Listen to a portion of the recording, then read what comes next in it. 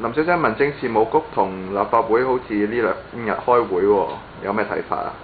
佢咪話開佢哋咧會將而家未成立業主立案法團嗰啲咧，佢哋會帶埋嗰啲叫做管理公司啦，咁咧就去同佢哋成立業主立案法團咯。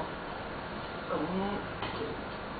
啲議員又唔識問佢，咁你帶埋啲管理公司去，咁呢啲管理公司嗰啲業主咪以為係政府民政事務局御用嘅咯？咁民政事務局係咪有同呢啲管理公司簽咗合約用佢哋咧？如果唔係嘅時候，市民會誤解咧。你有冇諗過管理公司而家串謀法團貪污幾嚴重咧？你仲民政事務局帶埋佢哋去幫業主立案組業主立案法團，咁係咪有啲誤導啲業主以為係民政事務局呢班管理公司冇問題㗎啦？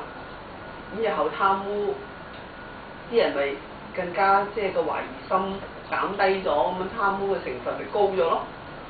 你知唔知而家平均廉政公署處理嘅貪污呢啲法團、業主立案法團同埋管理公司大概係有50%係投訴呢啲嘅，佢哋成功都拉咗好多㗎啦。你哋成日諗住管理公司、業主立案法團唔協助，管理公司又點貪到污咧？所以咧呢個問題咧，啲立法會議員點解唔去問，淨係問佢嗰個咩職工盟唔係職工盟工聯會啊？不過黃國興有冇繼續協助啲業主去繼續做落去先？如果唔係啲業主唔做咧，咁又點先？業主唔做好簡單啫嘛，佢請間就係管理公司去接管咯。政府咪監管，廉政公署咪容易監管咯。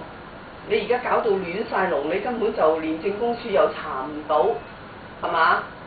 管理公司就24小時喺度同業主洗腦，一係就恐嚇啲業主，一係連埋啲紙一係送禮咁。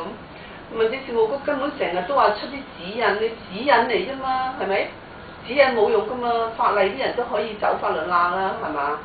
民政事務局同埋班議員，我唔知佢哋有腦啊，定係唔想做嘢啊，定係唔想出有啲法例去監管，成日講將啲責任去推落去嗰啲管理公司嗰度，管理公司係有問題。